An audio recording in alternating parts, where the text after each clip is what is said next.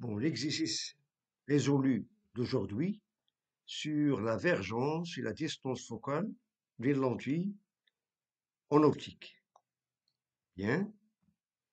Donc, tout d'abord, on va faire un petit rappel. Donc, les caractéristiques des lentilles. On a ici une lentille, un axe qui passe par le centre de la lentille, et on a ces deux points, le point F et le point F'. Bien, et on va nommer chaque point par son nom. Donc, on a ici F sur le foyer objet. Cet axe, on peut l'appeler c'est l'axe optique principal. Pourquoi il est nommé principal? Parce qu'il est perpendiculaire à la lentille. Il passe par le centre optique.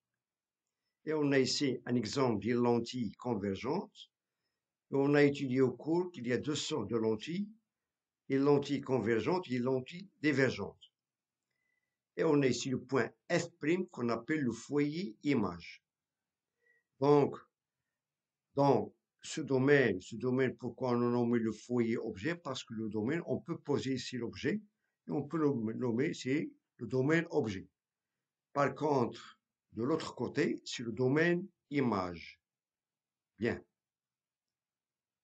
Donc, lorsque l'on voit un rayon qu'on peut nommer rayon incident, il va être immergé. Voilà, on a ici deux rayons incidents et deux rayons émergents. Donc, lorsqu'on a un rayon qui est parallèle à l'axe principal de la lentille, lorsqu'elle traverse la lentille, il va passer par son foyer image. Voilà. Et tous les rayons qui passent par le centre optique ne dévient pas. On a vu tout ça au cours. Et supposons qu'on a un rayon incident qui passe par le foyer objet, il va émerger parallèlement à l'axe principal, c'est-à-dire l'inverse de ce rayon. Bien. Chaque lentille a une distance focale. Donc la distance focale, c'est la distance qui sépare le centre optique et l'un des foyers, soit le foyer image ou bien le foyer objet.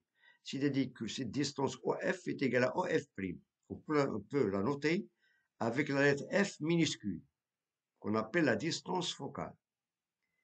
Et de même, la vergence d'une lentille, elle est exprimée par la relation C est égale à 1 sur F. Donc, il est inversement proportionnel à la distance focale. Et cette vergence est exprimée en dioptrie lorsqu'on a la distance focale est exprimée en mètres. Donc, pour calculer la vergence d'une lentille, il faut toujours convertir la distance focale en mètres. Il ne faut pas travailler soit en centimètres ou bien en millimètres. Bien sûr, lorsqu'on veut tracer cette représentée, on va utiliser toujours une règle qui est échelonnée par les centimètres et les millimètres. Donc, lorsqu'on passe au calcul, on doit toujours convertir pour obéir les unités internationales. Voilà. Donc, c'est exprimé en dioptrie et la distance focale, on doit l'exprimer en mètres. Bien. Passons maintenant à l'exercice. Soit deux lentilles convergentes, L1 de distance focale F1 qui est égale à 5 cm et L2 de vergence C2 de 25 dioptries. Donc on a ici deux lentilles L1 et L2. Première question, calculer la vergence C1 de la lentille L1. Deuxièmement, calculer la distance focale F2 de la lentille L2.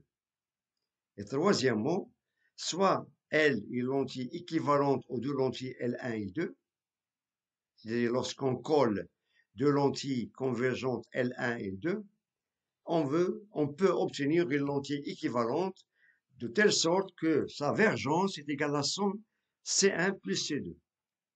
Avec C, c'est la vergence de L. Donc la question montrait que F, c'est-à-dire la distance focale de cette lentille équivalente, est égale à F1 fois F2 sur F1 plus F2. Bien. Passons maintenant à la première question. Calculer la vergence C1 de la lentille L1, sachant que la distance focale de la lentille L1 est de valeur 5 cm. Bien, un peu de réflexion. Donc, calcul maintenant de la vergence C1 de L1. Donc, on a F1 est égal à 5 cm d'après le lancé. Donc, on doit la convertir en mètres, qui est égal à 0,05 mètres. Donc, on applique la relation suivante. On a C1 est égal à 1 sur F1. Donc, c'est l'inverse, voilà, de la distance focale. Sachant que la vergence est inversement proportionnelle à la distance focale. Bien, on passe à l'application numérique. On a 1 sur 0,05, c'est-à-dire la distance focale qui est exprimée en mètres. 0,05, d'où on trouve que la vergence de cette lentille L1 est de valeur 20 dioptries. 20 dioptries, c'est la réponse de la première question, la vergence de la lentille L1.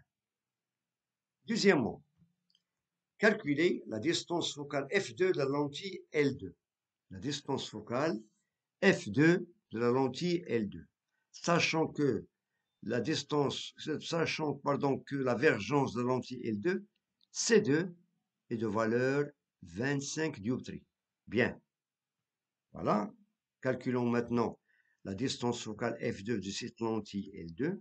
Donc, on fait appel toujours à cette relation. On a vu dans la première question que C1 est égal à 1 sur F1.